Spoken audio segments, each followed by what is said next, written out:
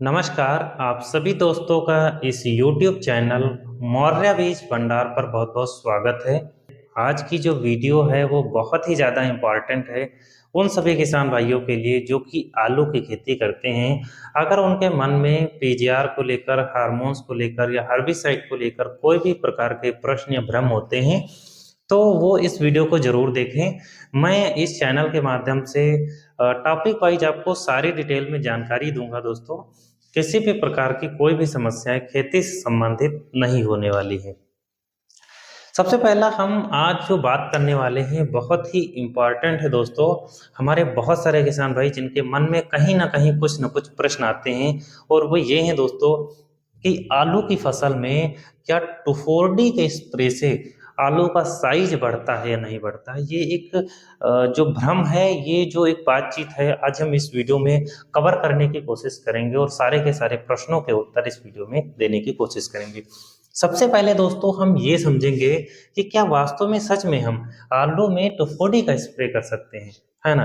भाई किसान बहुत ही अपर लेवल तक पहुँच गया है और वास्तव में किसान कहीं न कहीं साइंटिस्ट से कम नहीं है भाई साहब, बहुत ही अपना दिमाग लगाता है। तो मैं उसी माइंड के साथ थोड़ा-सा काम करने की कोशिश करूँगा दोस्तों यहाँ पर।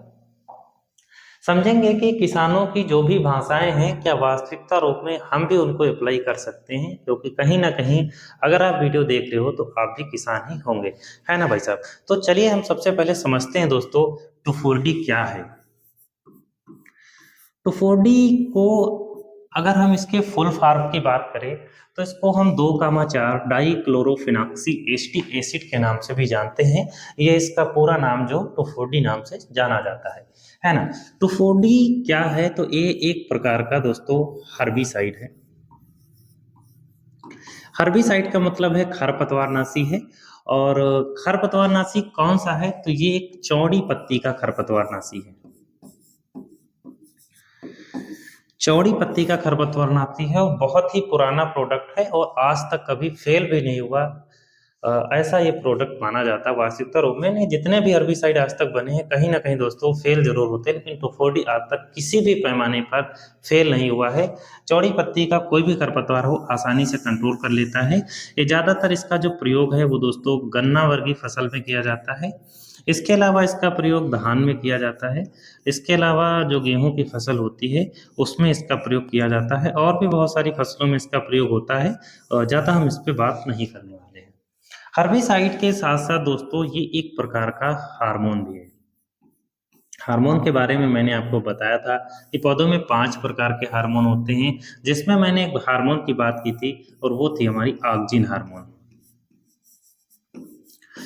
ऑक्जिन अपने आप में बहुत ही अच्छा हार्मोन है, जैसा कि बाहर का प्लानोफिक्स आता है। थोड़ा-सा इसकी जो क्रियाविधि है, उससे थोड़ी बहुत मिलती-जुलती है, तो एक प्रकार का हार्मोन है। जब भी हम गेहूँ की फसल हो, गन्ना की फसल हो या धान की फसल हो, उसमें टुफोडी का स्प्रे लेते हैं, तो खरपतवार मरने के बाद दोस्तों जो टिलरिंग होती है, यानी कल्लों में जो फुटाव होता है, बहुत ही अच्छा होता है और अगर आपको ट्राई करना है, तो आप थोड़ा-सा इसका स्प्रे करके ट्राई भी कर सकते हो। बहुत ही अच्छा प्रोडक्ट है ना भाई साहब? अब हम बात करेंगे कि क्या टुफोडी का स्प्रे हम आलू की फसल में कर सकते हैं या नहीं कर सकते हैं। बेसिकली टुफोडी मैंने आपको बताया है कि एक प्रकार का हार्मोन है और हार्मोन ये जो है वो ऑक्जिन है। क्या है? ऑक्जिन है। तो ऑक्जिन हार्मोन का जब भी हम फूल वर्गीय फसल में स्प्रे करते हैं, यानी जिस फसल के अंदर फूल फल आते हैं उसमें अगर हम इसका स्प्रे करते हैं तो इससे जो है फ्लावर ड्रॉपिंग रुकती है, यानी अगर हमारे फूल जो हैं वो गिर रहे हैं तो इसको बहुत ही अच्छे तरीके से ये जो है वो कंट्रोल कर लेता है ना? लेकिन इसका आपको डोज समझना पड़ेगा। इसके बारे में हम नेक्स्ट वीडियो में बात करेंगे। यहाँ पर हम बात करने वाले हैं टुफोडी का आलू से क्या संबंध है। यहाँ पर 2 फैक्टर के ऊपर बात करेंगे।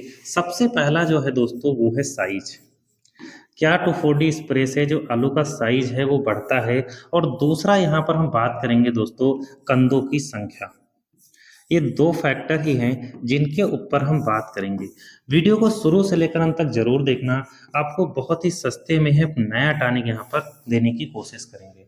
तो आलू स्प्रे से साइज़ पर बहुत ज़्यादा फ़र्क नहीं पड़ता है।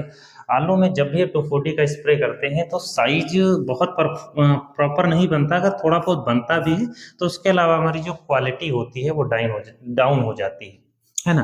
दूसरा जो फैक्टर है वो है कंदों की संख्या, ये बहुत इंपॉर्टेंट है जी, बिल्कुल सही बात है, ये एक हार्मोन्स है और इसका स्प्रे से हमारी फसल में जो आलू के कंद होते हैं, जैसे हमारा ये दोस्तों पौधा है आलू का, इसमें जो जड़ें होती हैं, एक होती है आधार जड़ें जिससे पौधा भोजन लेता है, दूसरे यहाँ से फूटते हैं सूत्रे।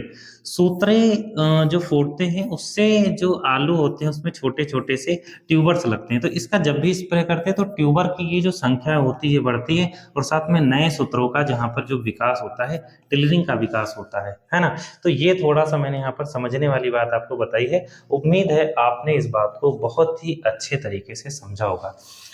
अब बात करेंगे दोस्तों कि 2,4-D कितने दिन पर इस्तेमाल करनी चाहिए और इसका जो डोज है वो क्या रहेगा, है ना, कितने दिन की फसल पर इस्तेमाल करनी चाहिए। और दूसरा यहाँ पर हम बात करेंगे दोस्तों इसके डोज की इस्तेमाल। इसका इस्तेमाल आलू की फसल में सबसे पहले हम बात करेंगे, टोटल 5 चरण होते हैं, यहाँ पर चरण की बात नहीं करने वाले हैं, लेकिन आलू में जो 40 दिन की अवस्था होती है, 45 दिन की अवस्था होती है, 50 दिन की अवस्था और 55 दिन की अवस्था, ये 4 अवस्थाएं बहुत ही ज़्यादा इम्पॉर्टेंट होती हैं आलू में।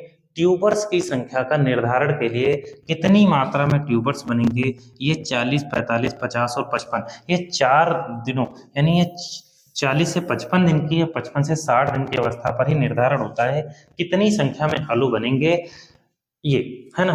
तो अगर हम इसका स्प्रे ना तो 40 दिन पर करें, ना तो 45 दिन पर करें और ना 55 दिन पर, अगर 50 दिन की अवस्था पर हम अगर इसका स्प्रे करते हैं तो वास्तविकता रूप में भाई साहब बहुत ही अच्छा रिजल्ट आता है। ये सिंपल सी बात है। बहुत सारे हमारे ऐसे भी किसान होंगे जो मेरी शॉप पर आते होंगे, तो अगर वो भी इस वीडियो को देख रहे हैं तो एक बार में कमेंट जरूर करें दोस्तों कि क्या वे 2,4-D का कभी स्प्रे लिए हैं, अगर लिए हैं तो किसानों को जरूर आग्रह करें कि कैसा इसका रिजल्ट रहा है ना। मैं किसी भी फेक जानकारी पे बात नहीं करता हूँ, मैं जेन्युइन जानकारी के ऊपर बात करूंगा। अगर जो चीज़ अच्छी लगेगी, मेरा रिजल्ट देखा हुआ होगा, मैं उसी के ऊपर यहाँ पर वीडियो में बात करने की कोशिश करूंगा। सबसे पहली बात आती है दोस्तों डोज की। डोज इसका हमें लेना है 3 ml प्रति बीघा, यानी अगर हम एकड़ की बात करें तो दोस्तों 1 एकड़ में आपको 12 से 15 ml प्रति एकड़ के हिसाब से लेना है। अवस्था याद रखना है, 50 दिन की अवस्था होनी चाहिए। और दूसरा दोस्तों स्प्रे कितनी बार करना है, तो एक बार ही आपको स्प्रे करना है। इसका स्प्रे जो है दोस्तों वो आपको एक बार करना है।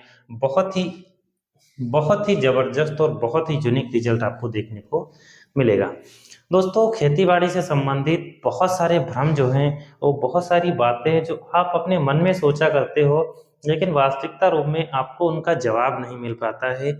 मेरे इस चैनल के माध्यम से मैं सारे जवाबों का जो आंसर है वो देने की कोशिश करूंगा। दोस्तों आप कमेंट बॉक्स में अपने क्वेश्चन को जरूर टाइप करें, मैं 100% तक उसका सोल्यूशन बताऊंगा। अगर हो सकेगा तो कमेंट में ही बता दूंगा, वरना उसके बारे में वीडियो जरूर बताऊंगा। मेरा उद्देश्य जो है वो खेती को अच्छा से अच्छा बनाना है, खेती में अच्छी पैदावार लाना है। इसके अलावा दोस्तों आपके मन में जो भी प्रश्न रहते हैं मैं उनको 100% तक सॉल्व करने की कोशिश करता हूं। तो थैंक यू दोस्तों, अगर ये वीडियो आपको पसंद आई होगी, अगर इसी प्रकार के वीडियो आप सभी किसान भाइयों को जानना है, समझना है, देखना है, तो मेरे चैनल को सब्सक्राइब जरूर करें और अगर वीडियो पसंद आती हो तो वीडियो को एक बार लाइक जरूर करें। थैंक यू दोस्तों, फिर मिलते हैं नेक्स्ट वीडियो के साथ।